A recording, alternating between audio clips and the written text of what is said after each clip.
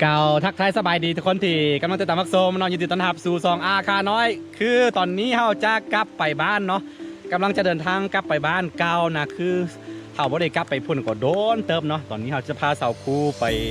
เที่ยวที่บ้านเกิดเนาะแต่ว่าอุปสรรคในการเดินทางของเราก็คือเดี๋ยวจะให้ทุกคนได้เบิ่งกันว่าเส้นทางจะกันไปบ้านเก่านะมันจะเป็นยังไงเนาะขอให้ทุกคนติดตามยาวๆนี่นะฝนตกแห้งแล้วก็เส้นทางกันสัญจรของเราก็คือแบบนี้แหละอย่างที่เห็นเนาะตอนนี้เราจะเดินไปเบิ่งเนาะตอนนี้มีรถจักรรถใหญ่มอเตอร์ไซค์มันยังค้างอยู่ท่านนะบ่สามารถไปได้ตอนนี้ฝนตกแล้วก็นี่แหละอันนี้มาด้วยใจแท้ๆเลยเนาะบูไม่มียังแสแซง มาด้วยใจแท้ๆนี่แหละบอกว่าซ้ำนี่มาหากันบ่ได้อยู่วะนะเส้นทางจากนี่นอเมืองนาหม้อไปยังบ้านตือกาเป็นบ้านเก่าของเขาเองเนาะตอนนี้มันค่อนข้างจะลำบากหน่อยเดียวจะพาทุกคนไปเบิ่งเส้นทางอย่า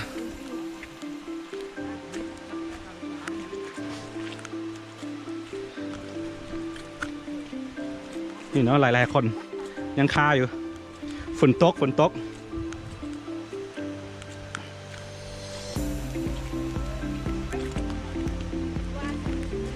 บอกว่าซ้ำนี่มาหากันบ่ได้หักปนน้ำหน้าหักกัน ไอ้ครู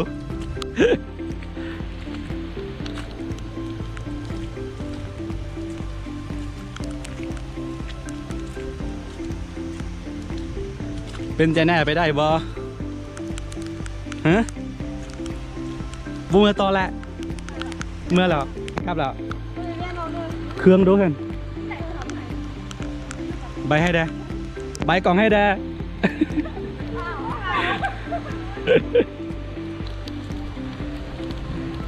รถค้าพี่น้องตอนนี้เราไปสำรวจเส้นทางเบิ้งเนาะว่ามอเตอร์ไซค์จะสามารถข้ามไปได้บ่สรุปคือไปได้เนาะแต่ว่าต้องลำบากนิดนึงเพราะว่าขี้ตมอย่างที่เห็นทั้งหลังนี่แหละตอนนี้เราจะกลับไปเอารถไปมีรถใหญ่คายพ่นเนาะแบบนี้แหละเส้นทางกันเส้นจรลำบากว่าได้กลับมาโดนเนาะพี่น้องเป็นบ้านเก่าทิ่นเฮาเติบโตขึ้นมานะจะไปอยู่ใส่ก็บ่ต้องลืมบ้านตัวเองเนาะบ้านเกิดมันเฮ็ดให้เฮานึกไปถึงแม่นอย่างก็ช่วงเวลาก็เก่าสมัยเป็นวัยเด็กนะเป็นความสุขแบบหนึ่งโอเคตอนนี้เราสิไปหาสาวคู่กันโอ้ยสงสารเด้กลับเยอะสินี่สาวคู่กำลังฝนตกใส่เดี๋ยวเจอกันทุกคนเดินทางไปย่างเอาเดี๋ยวขี่รถออกไป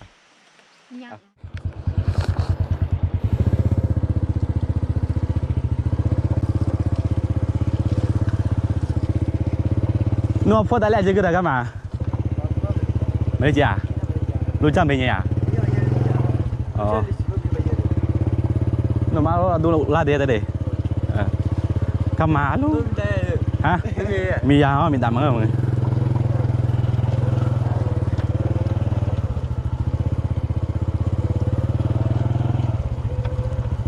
นี่แหละทุกคนเส้นทางอัลโล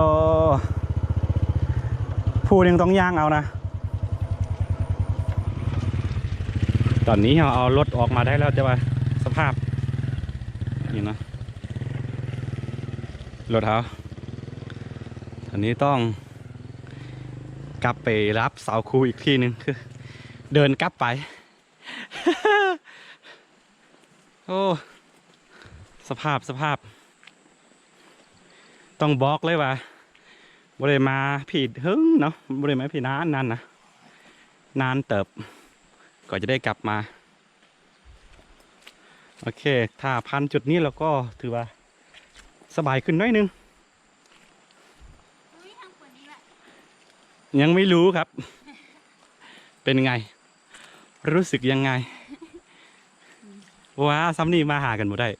มาดู โอ้สงสารเด้ก็เดี๋ยวนะเป็นแฟนคนจนต้องทนหน่อยเป็นลอยน้ำไปลอยน้ำคุณน้ำแย่ๆโอเคทุกคนตอนนี้เราก็จะเดินออกมาแล้วเราก็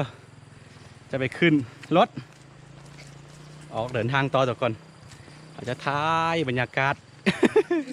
สองข้างทางแบบสวยงามแบบอย่างที่เห็นนี้แล้วเนาะให้ทุกคนได้เบิ่งกันขอให้ทุกคนติดตามยาวๆไปทุกคนโลสมใจเธอ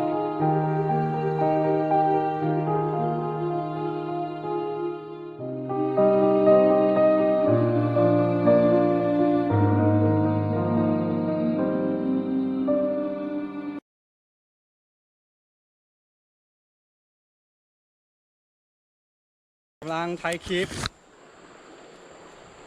นี่ทุกคนหลังจากที่เราผ่านพาอุปสรรคมาเราก็เห็นความสวยงามสองข้างทางแบบนี้แหละไอ้ครูเป็นยังไงเป็นยังไงโอเคเดินทางต่อทุกคนอันนี้เป็นบรรยากาศสองข้างทางผีเสื้อกำลังดูดเกสรดอกไม้อยู่นะครับนี่เสาคูนะฮักของข่อยสำหรับข่อยเด้อปืนหมูกิ๊บบรรยากาศสองข้างทางคือตอนนี้เราแวะชมบรรยากาศเนาะเป็นหน้าเป็นไฮของชาวบ้านเขาตอนนี้เราก็พ้นคิดอันตรายก็คือคิดโตมันจะว่าสภาพของรถเบิ่งไหม เบิ่งไอ้ครูดูเป็นยังไง คือเก่า คือเก่า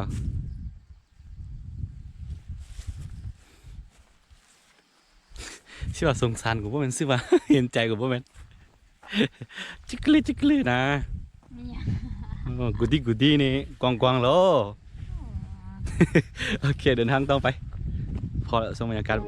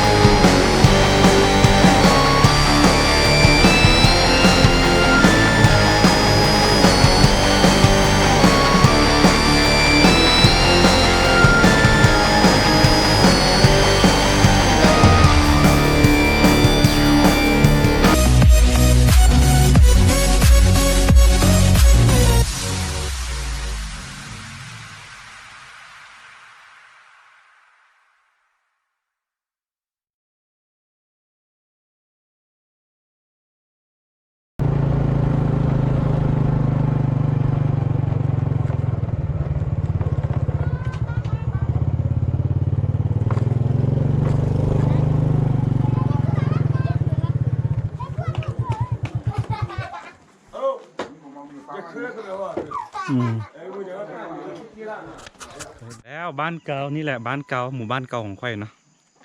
กลับมาถึงกว่าจะมาฮอดพี่เนาะใส่เวลาเป็นเวลาประมาณ3 ชั่วโมงเพราะว่าฝนตกแล้วก็เส้นทางไม่ค่อยดีเนาะหอมกินไอดินที่ฮัดเดินทุกคนเลยบ้านเก่าบ้านเกิดเป็นความทรงจำอันนึงเนาะที่เฮามาสมัยเป็นเด็กน้อยลิ้นขี้ฝนอยู่กลางบ้านเนาะมีความทรงจำดีๆโอเคทุกคนตอนนี้เราจะเข้าไปเมืองพี่ๆน้องๆกันนี่นะอันนี้จะเป็นเพื่อนป้าเนาะเป็นพี่สาวของพ่อแล้วก็นี่เป็นลูกเขาตอนนี้เราจะไปเอ็กคูเขาครั้งแรกในชีวิตเหมือนบ่นี่มาถึงนะนี่แต่นี่พอดีพี่ๆน้องๆอยู่ในบ้านพอดีมีแบบชื่อว่าจังไดวะออกกรรมเด็ดน้อยนะออกกรรมเด็ดน้อยเนาะนี่มีคนมาหุ่มเบิ้งลายนานๆที่ได้เห็นกันเนี่ยทุกคนเลยความทรงจำเก่าๆสมัยเด็กๆกลับขึ้นมาหมดเลยก็ที่ได้กลับมา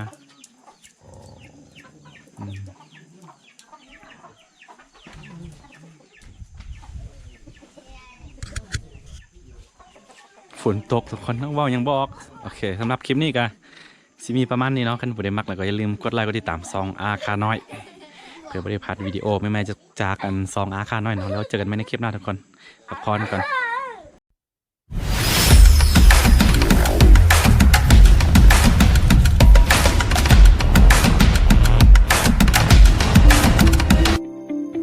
มาแล้วของขวัญพิเศษสำหรับนักเดินทางทั้งหลายเพราะท่านกำลังมองหาโฮแฮมสุดหรูกับราคาแสนจะถึกอยู่เป็นบอวันนี้เราจะมาแนะนำโฮแฮมในฝันของภัยไรคนกันเลยโฮแฮมเปายี่แม่นแล้วฟังบอพิษโฮแฮมเปายี่เป็นโฮแฮมของพี่น้องเผาอาคาตั้งอยู่เทิงภูเขาบ้านน้ำแซเมืองนามอกแขวงอุดมไซติดกับเส้นทางเล็ก13เหนือทางไปลนทาบ่อแก้วท่านจะขึ้นเหนือหรือลงใต้อย่าลืมมาพักในโฮแฮมของพวกเราได้เพราะเราให้หลายกว่าที่ท่านคิดพวกเรามีห้องให้ท่านเลือกหลายแบบบ่ว่าจะเป็นเตียงเดี่ยวเตียงคู่3เตียงห้องกว้างขวางห้องน้ำสะอาดและเฟอร์นิเจอร์การตกแต่งในห้องบอกเลยว่าสุดอลังการนอกจากนี้ท่านสามารถชมวิวธรรมชาติจากห้องโน้นของท่านได้เพราะว่าโฮแฮมของพวกเราตั้งอยู่เทิงภู2ข้างของโฮแฮมล้วนแต่เป็นป่าไม้สีเขียวอากาศสดชื่นบรรยากาศแบบนี้หาอยู่ไสบ่ได้อีกแล้วต้องที่นี่ที่เดียวเท่านั้นท่านสามารถติดต่อพวกเราได้ที่เบอร์ 02091228888 หรือ 57889999 พวกเรายินดีต้อนรับทุกท่านที่เข้ามาใส่บริการโรงแรมของพวกเราขอขอบใจ